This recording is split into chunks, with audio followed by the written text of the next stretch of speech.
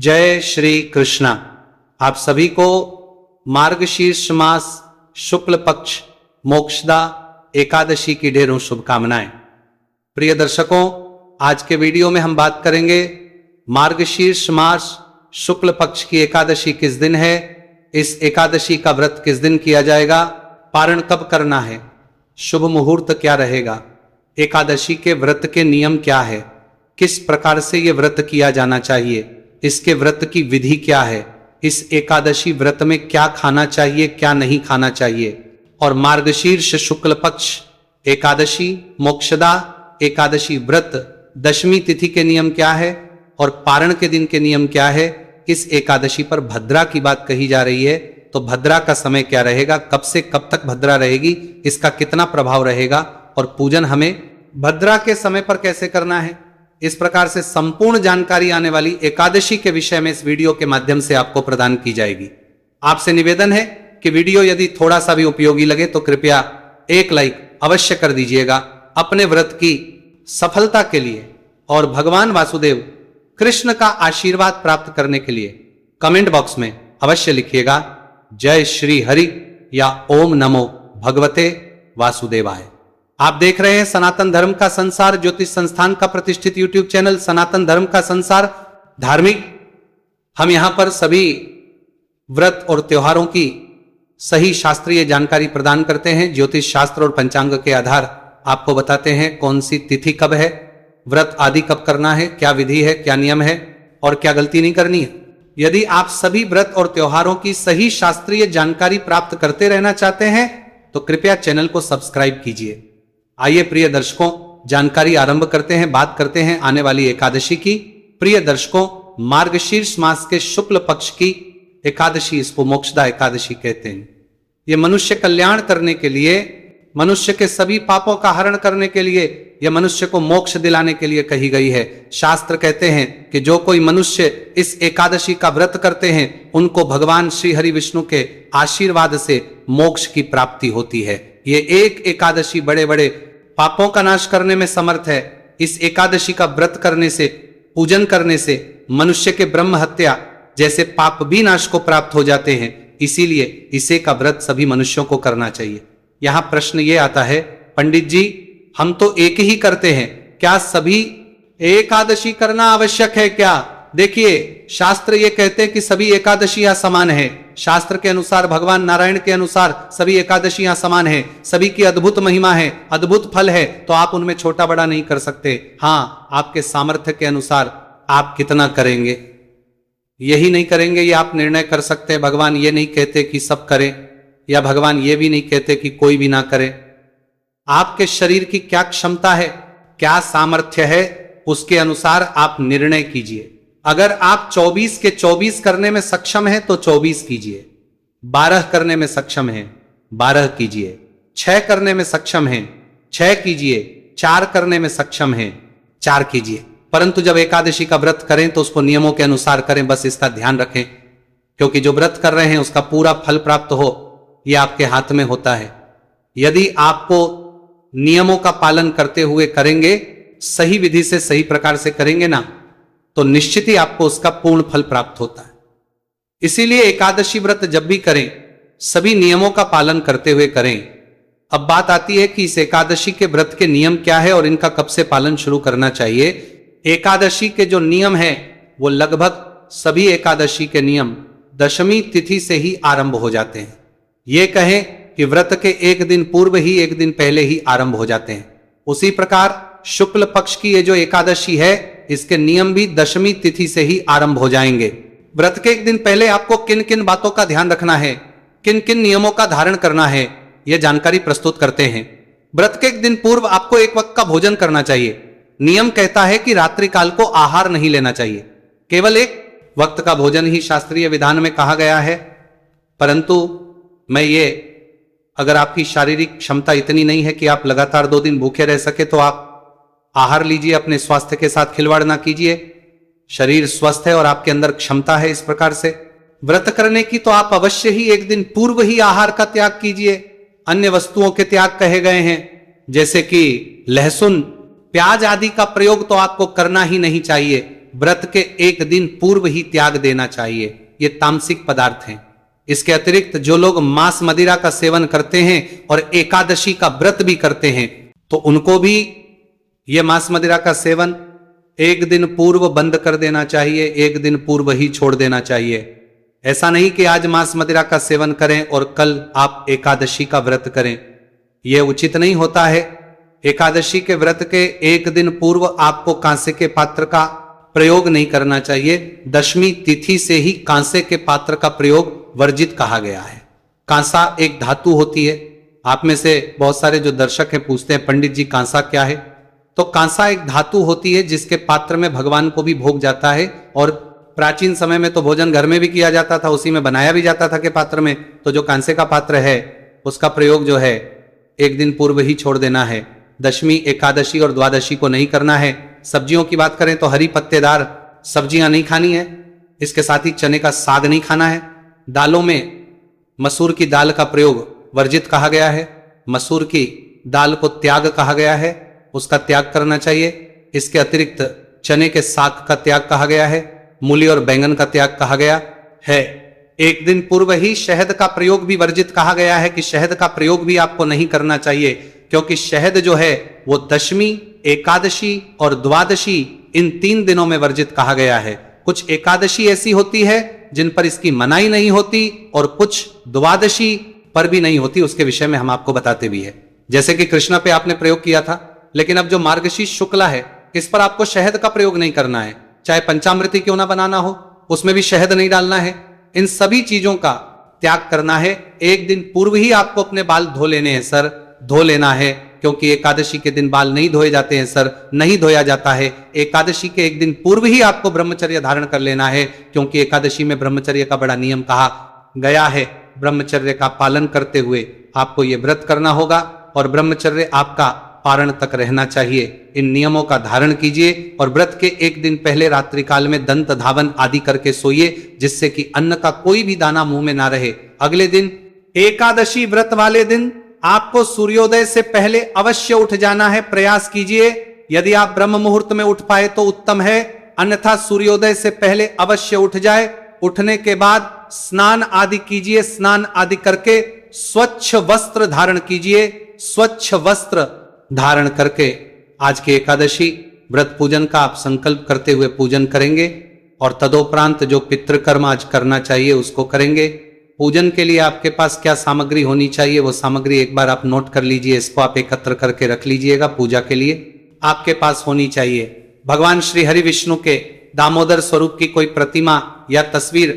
लड्डू गोपाल जी ने उत्तम है, या शालिग्राम जी है तो शालिग्राम जी ले लीजिए, क्योंकि इसमें एकादशी में स्नान का बड़ा महत्व है।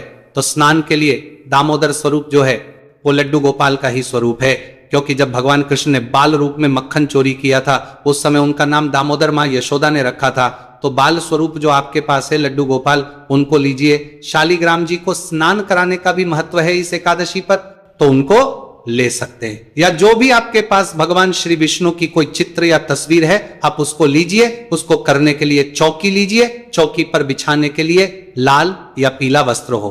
इसके अतिरिक्त रोली, मौली, पान, सुपारी, लौंग, इलायची, धूप, दीप, नैवेद्य, फूल, फूलों की माला, इत्र, जनेऊ, भगवान को अभिषेक कराने के लिए पंचामृत बनाने के लिए कच्चा दूध, दही, घी, शक्कर और गंगाजल, शहद का प्रयोग नहीं करेंगे। ये सारी सामग्री आपने एकत्र करके रख लेनी है। एक लोटा लीजिए तांबे का, उसको अच्छे से मांज लीजिए। पहले उसमें गंगाजल भरिए, फिर शुद्ध जल भरिए। अब आप इसे शुद्ध धारण करेंगे, स्थान का शुद्धिकरण करेंगे, फिर आप भगवान की स्थापना और संकल्प आदि करेंगे। तो ये सब सामग्री रख के उत्तर दिशा की ओर मुख करके बैठ जाइए। जो भी आपका पूजा स्थल है, जहां भी आप बैठ के पूजा करना चाहते हैं, जो आपके यहां पूजा करने के लिए उपयुक्त स्थान है, वहां पे फूल के माध्यम से लोटे में जो जल भरा है उस जल से छींटे दीजिए सभी सामग्री पर और स्थान पर जहां पर पूजन करना है। ओम जल के छींटे देके आपने स्थान को पवित्र किया है, आपने सामग्री को शुद्ध किया है। अब आप भगवान की चौकी लगाइए, चौकी को बिछाइए, उस पर वस्त्र बिछाइए, भगवान की प्रतिमा या तस्वीर जो भी आपके पास है उसको स्थापित कीजिए। उनके सामने घी का दिया रखिए। घी का दिया है तो सीधे हाथ की ओर रखेंगे, तेल का दिया है तो उलटे हाथ की ओर रखेंगे, धूप उसके विपरीत दिशा में रखेंगे। इस प्रकार से स्थापना कीजिए। स्थापना करके अपने सीधे हाथ पर जल लीजिए। लोटे में जो जल है ना, वैसे ही थोड़ा सा जल किसी दूसरे पात्र में, कोई छोटा लोटा है उसमें या किसी क्लास में, कटोरी में, जिसमें भी ले, थोड़ा सा पानी और ले लीजिए। इससे आप जलाजमी करेंगे। इससे यजमान का शुद्धिकरण होता है। तो अपने सीधे हाथ पर जल लीजिए। उस पात्र में से चम्मच से सीधे हाथ पर जल लीजिए। सीधे हाथ पर जल लेके हाथ धो लीजिएगा सबसे पहले। अब एक एक चम्मच जल लेंगे और करेंगे, जल लीजिए। ओम माधवाय नमः, पी जाइए। ओम केशवाय नमः, जल लीजिए, पी जाइए। ओम नारायणाय नमः, जल लीजिए, पी जाइए। ओम ऋषि केशाय नमो नमः, हाथ धो लीजिए। हाथ धो के अपने आप को तिलक कीजिए, मौली बांधिए। अब आप पूजा के लिए तैयार हैं। पारिवारिक दिन यदि बैठ के पूजन कर रहे हैं तो उन्हें भी तिलक कीजिए, मौली बांधिए और संकल्प करते हुए पूजन आरंभ करेंगे। सबसे पहले दीपक को जला लीजिए। धूप है, धूप को प्रज्वलित कीजिए। धूप दीप जलाने के बाद व्रत पूजन संकल्प करेंगे। संकल्प आवश्यक प्रक्रिया है, यह जरूर करना चाहिए। संकल्प करने के लिए सीधे हाथ पर जल लीजिए। 1 रुपए का सिक्का दक्षिणा के रूप में कम से कम रखिए। यदि जो भी रखना चाहे रख सकते हैं। पुष्प रख लीजिए। 3 ओम श्री विष्णु, ओम श्री विष्णु, ओम श्री विष्णु। अपना नाम, अपना गोत्र, जिस स्थान पर बैठकर संकल्प कर रहे हैं वहां का मकान नंबर, क्षेत्र का नाम, शहर का नाम, पुण्यतिथि, आयु, आरोग्यता प्राप्त, संपत्ति प्राप्त, भगवान मोक्षदा, एकादशी व्रत, श्री विष्णु, और वह संकल्प भगवान के चरणों में अर्पित करने के बाद अब आप भगवान का पूजन करेंगे। तो पूजन करने के लिए आपके पास जो प्रतिमा है, अगर तो प्रतिमा को किसी प्लेट या थाली में रख लीजिए जिसमें कि आप उनको स्नान कराएं या अभिषेक कराएं, तो वो जल इधर फैले नहीं। इस प्रकार से थाली में रखिए। और अगर आप तस्वीर पर पूजन कर रहे हैं तो कोई बात नहीं, उसको स्थापित कीजिए। जैसे स्थापित किया है वैसे रहने दीजिए। सबसे पहले भगवान को पद्य, अर्घ्य, आचमन ही अर्पित किया जाता है। तो 1-1 चम्मच जल आप भगवान को अर्पित करेंगे। जो तस्वीर पर पूजन कर रहे, तस्वीर के सामने एक कटोरी रख दीजिए, उसमें आप पूजा की सामग्री छोड़ते जाइएगा, अर्पित करते जाइएगा। और जो भगवान की प्रतिमा की पूजा कर रहे हैं वो थाली में आप स्थापित कीजिए और उनको अर्पित कीजिएगा। अब आप सबसे पहले भगवान को आचमन ही अर्पित करेंगे। तो 1 चम्मच जल अर्पित कीजिएगा भगवान को। ओम नमः शिवाय नमो नमः एकादशी पूजन अंतर्गत पद के रूप में जल अर्पित कीजिए। चम्मच में जल लीजिए और वो भगवान के चरणों पे अर्पित कीजिए। आप एक प्रकार से भगवान के पद प्रक्षालन कर रहे हैं। पद प्रक्षालन के लिए अच्छे से उनके पैर धुलाइए। अब आप भगवान को अर्घ्य देंगे शंख में भर के। भगवान को जल अर्घ्य दीजिए। अर्घ्य देने के बाद आचमनी कराएंगे भगवान को। जैसे आके बैठे तो आज मनी कराएंगे, पानी पीने के लिए देते हैं। नमो नमः आचमनी कराने के बाद, पद्य, अर्घ्य, आचमनी ये करने के बाद अब आप भगवान को स्नान कराएंगे। स्नान कराने के लिए जो प्रतिमा पर पूजन कर रहे हैं ना, वो शंख से भगवान को स्नान कराइएगा। शंख में जल भरिएगा और उनके मस्तक से अर्पित कीजिएगा। जल को शंख से अभिषेक कराते जाइए, को इस प्रकार से स्नान कराइए। अब पंचामृत से स्नान कराइए। तो जो लोग तस्वीर पर पूजन कर रहे हैं वो पंचामृत को फूल पर लगा लीजिए और भगवान को अर्पित कर दीजिए। और जो लोग प्रतिमा पर पूजन कर रहे हैं वो पंचामृत से भगवान को अभिषेक कराइए, प्रेम से अभिषेक कराइए। नमो नमः पंचामृत, पंचामृत समर्पित कीजिए। भगवान को पंचामृत से स्नान कराने के बाद अब आप प्रभु को शुद्ध स्नान कराएंगे। शुद्ध जल से शंख में भर लीजिए जल, हो सके तो उसमें थोड़ा सा डाल लीजिए या फूल की कुछ पंखड़ियां डाल लीजिए, उससे स्नान कराइएगा। इसका फल बहुत अधिक है। वैसे तो ये स्नान अगर प्रतिदिन कराते तो बात ही कुछ और थी, लेकिन एकादशी के एक दिन में भी ये अनंत पुण्य देने वाला है। इससे शंख से आप भगवान के मस्तक से जल अर्पित कीजिएगा। ओम नमः मंत्र बोलते जाइए। ओम नारायणाय नमः, नारायणाय नमः, नारायणाय नमः दामोदराय नमः, दामोदराय नमः, दामोदराय नमः। ये दोनों ही मंत्र इस स्नान के लिए, इस जल अर्पण के लिए बहुत श्रेष्ठ हैं। इनका फल शास्त्रों में बहुत अधिक कहा गया है। इस प्रकार से भगवान को स्नान कराइए। स्नान करा के वस्त्र अर्पित करेंगे। वस्त्र के रूप में मौली का एक टुकड़ा तोड़ दीजिए और वह भगवान को अर्पित कीजिए। ओम नमः शिवाय नमः शिव, नमो नमः यज्ञ पवित्र अर्पित करेंगे भगवान को। यज्ञ पवित्र क्या है? जनेऊ लीजिए, जनेऊ को रोली कुंभ कुमार कर लीजिएगा और फिर भगवान को अर्पित कीजिए। यज्ञ पवित्र अर्पित करके भगवान को तिलक कीजिए, तिलक लगाइए। ओम नमः नमः नमो नमः। गंधम समर्पित तिलक कीजिए, तिलक करके इत्र अर्पित करेंगे। इत्र को फूल पर लगा के अर्पित कीजिए। भगवान को फूल ले लीजिए, फूल पर इत्र लगाइए और अर्पित कीजिए। नमः नारायणाय नमः दामोदराय नमो नमः इत्रम। समर्पण इत्र समर्पित कीजिए भगवान को। भगवान को पुष्प अर्पित करेंगे। ओम देवाय नमः, शिव नारायणाय नमः, सीधामोधराय नमो नमः। पुष्पम समर्पयामि। माल्यार्पण माला समर्पित कीजिए। भगवान को माला पहनाइए। माला पहना के धूप दिखाएंगे, दीप दिखाएंगे।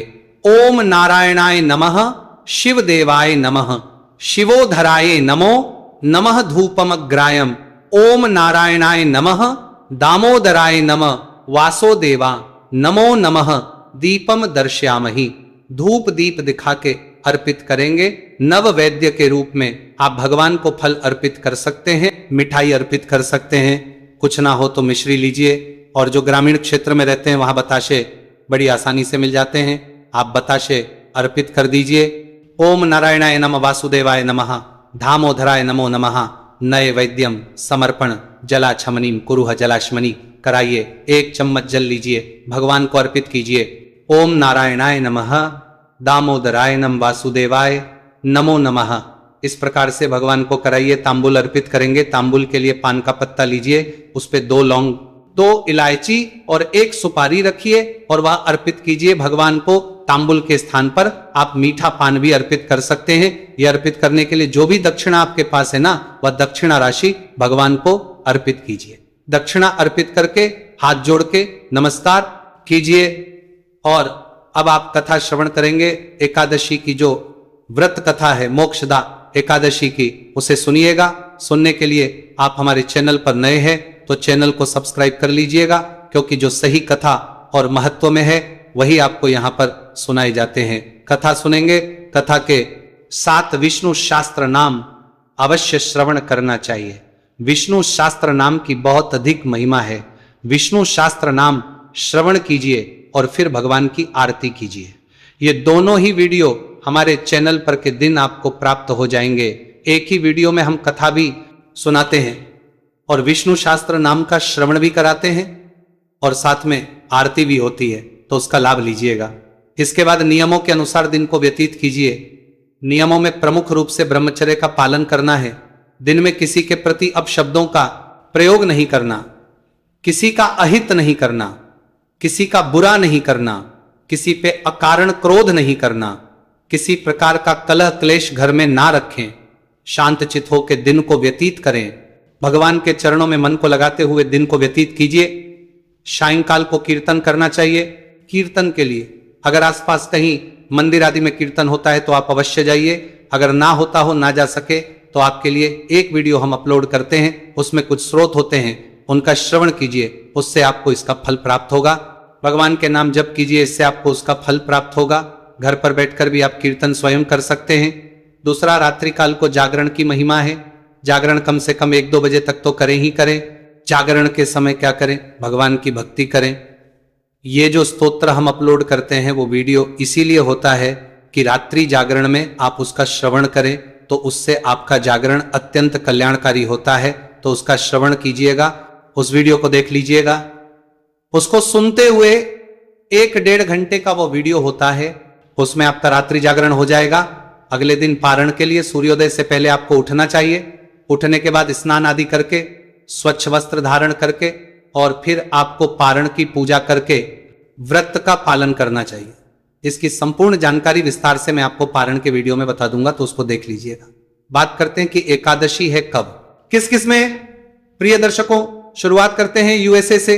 तो यूएसए की अगर हम बात करें तो यहां एकादशी तिथि की शुरुआत हो रही है 30 तारीख रविवार के दिन सुबह 10:59 पर 1 दिसंबर को यहां पर समाप्त हो जाएगी एकादशी 8:31 पर उदया तिथिमान के अनुसार 1 दिसंबर को ही एकादशी है और द्वादशी युक्ता व्रत ही श्रेष्ठ होता है। इसीलिए व्रत जो है वो 1 दिसंबर को किया जाना चाहिए। कुछ लोग जो है यूएसए में 30 तारीख को बता रहे हैं, जो सर्वथा अनुचित है, क्योंकि दशमी एकादशी पाक जनित होती है। कभी भी दशमी वेधा नहीं करनी चाहिए। और वहां 30 तारीख को अगर करते हैं तो सूर्य का उदाहरण दशमी में है, इसीलिए 30 को आप ना करें। यूएसए वाले 1 तारीख को आप एकादशी का व्रत करें और 2 को करेंगे। पारण समय रहेगा 7:02 से 8:55। अगर बात करें कनाडा की, तो कनाडा में भी आपको 1 तारीख को ही एकादशी का व्रत करना चाहिए और यूके में भी व्रत 1 तारीख को ही किया जाना चाहिए, कल्याणकारी रहेगा।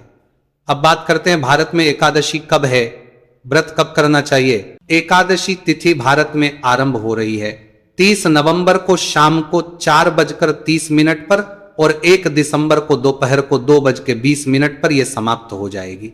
ऐसे में उदय तिथिमान के अनुसार एकादशी 1 दिसंबर को रहेगी। 1 दिसंबर को ही आपको उदय तिथिमान और द्वादशी युग का जो श्रेष्ठ व्रत होता है वो आपको एकादशी का करना चाहिए।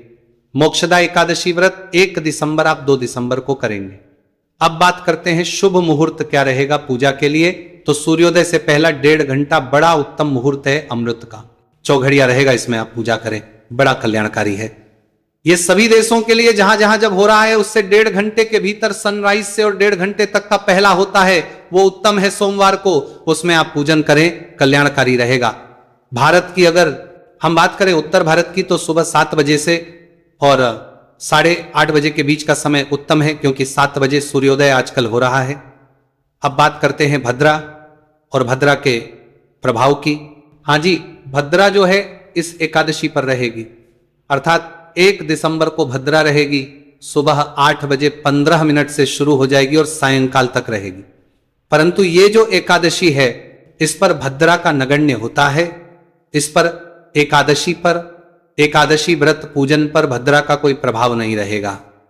इसीलिए आप निश्चिंत होकर पूजन कीजिए, व्रत कीजिए और भगवान श्री हरि का आशीर्वाद प्राप्त कीजिए।